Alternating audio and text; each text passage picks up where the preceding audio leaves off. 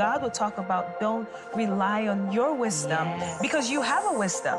And it sounds like great wisdom. It sounds like we have the ability to create theology around anything. And we can try to back it up with whatever. And so when you are created in the image, sometimes you can lose sight of the need of the image. God has really had me looking at the early years, like the transition between him and Saul, because it's funny when you talk about waiting. Like so many people, they want the call to manifest. They're like, all right, God said I'm gonna do this, and tomorrow I'm doing it, right? And it's like, okay, David is anointed king, and then he's sent back into the pasture to tend the sheep and the goats, right? And so there's all these years of waiting. And like you said, I think that's so true. It's like, in the waiting, there is a purging that God is trying to do. And sometimes because we have it in our mind, this is how it's gonna happen, we miss the purge and we miss the process and the preparation.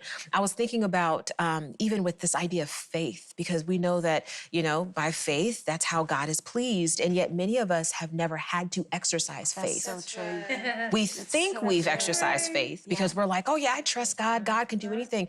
But if you look throughout the Bible, when God commended someone's faith, it wasn't because they just believed he was God. It was because they believed and acted.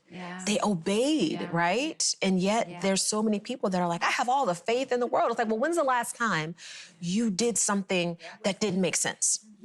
When is the last time God told you to do something and you were like, I don't have the blueprint, I don't have the roadmap, I don't have the instructions, but I'm going to do it because God said it. And if that's not the case, then have you really exercised faith? I was reading the story of Noah the other day, and I was like, all right, so God gave him the measurements. He told him, you're gonna go build this ark. He gave him the materials, but he never told him what an ark was. Like at no point did God say, all right, this is what an ark is, all right? So it's this water-bound vessel, right? And you're gonna build it like this, and then you're gonna get it, it's gonna be a house on top. And God, he just said, look, this is what you do. This is what the materials are. Do it. Like, again, it's getting back to this idea that if I don't understand it, it's not God. And God is like, if you understand it, it's not God. Right? God is always moving. I think this is what hunger looks like. God always fills hunger, but we rarely show up empty. That's right. And what I love about what you're saying there, and what you're saying as well, Nona, is just this, where there's a gap, we have to bring faith. We've not, but we have got so uncomfortable with ever feeling even a twinge of hunger. And yet we're expecting the Lord to come, and then we start creating theology of lack. We're like, do you know what? I'm so uncomfortable with hunger that I'm going to start explaining why God doesn't move this way anymore, or he doesn't meet me here anymore. They lower theology and to we their circumstance. so we lower our expectation or our faith, and we make it smaller and smaller, and in doing so, we make God smaller. And how on earth do we bring him glory that way? And what do we expect him to do? Now, we've gone and bound it all in Scripture. It says, do you know, and you're just like, well, yes, if you take it right out of context, it does. But my God is a God who moves mountains and who heals bodies and who changes every circumstance. But I will wait on the mountain until he reveals himself. Or I'll wait in the valley, or wherever it is, but I'm gonna stand, I'm gonna see the gap as the gift that it is, because this is gonna be the place of encounter if I don't give up.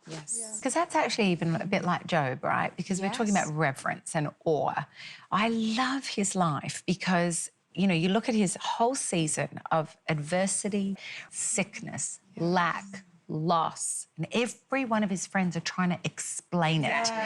They're trying to justify it. They're trying to give the reasons, but right at the end, Job just says these most profound things. He says, oh, I've heard of you, but now my eyes have seen you.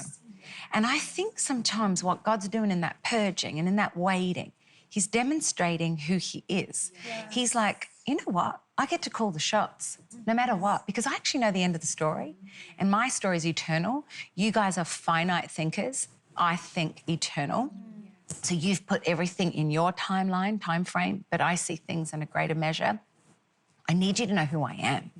Because when you can get to that place and just have an awe and reverence, it's like that awe and wonder of learning how to suffer and wait, because you've realised that even when we just clear the ground, You are God and I am not. Because I love when he's like, where were you, Job? When I hung the set, where were you?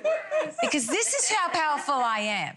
So if you can just get rid of all the excuses and all the reasons and the whys and the why nots and realize that I am God, this is going to be the holy grail that everybody really needs to find. And so That's something you can stand on. Yes. It really is. Yeah, I really love when you say you are God and I am not, because I think that sometimes we confuse being created in the image to being the image.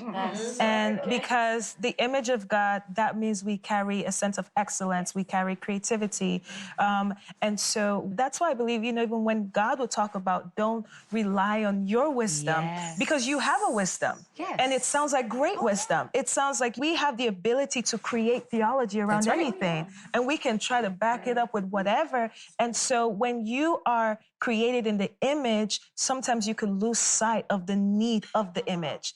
And I believe that that's one of the things that, even with everything happening in our world today, definitely there are things that, we pray that God, please shift it, right? But it also brings us back to our knees. It also humbles us when we recognize, now, if I am the image, I could change all of this. But there are things that have to happen even in our community and in our surrounding to remind us there is one I have to answer to, and there is one I have to bow to, there's one I have to surrender to and look to and wait on at the end of it all. At TBN, our mission is to use every available means to reach as many individuals and families as possible with the life-changing gospel of Jesus Christ. Thank you for helping make the gospel of grace go around the world. And it's because of you that partner with us that this ministry continues. God bless you.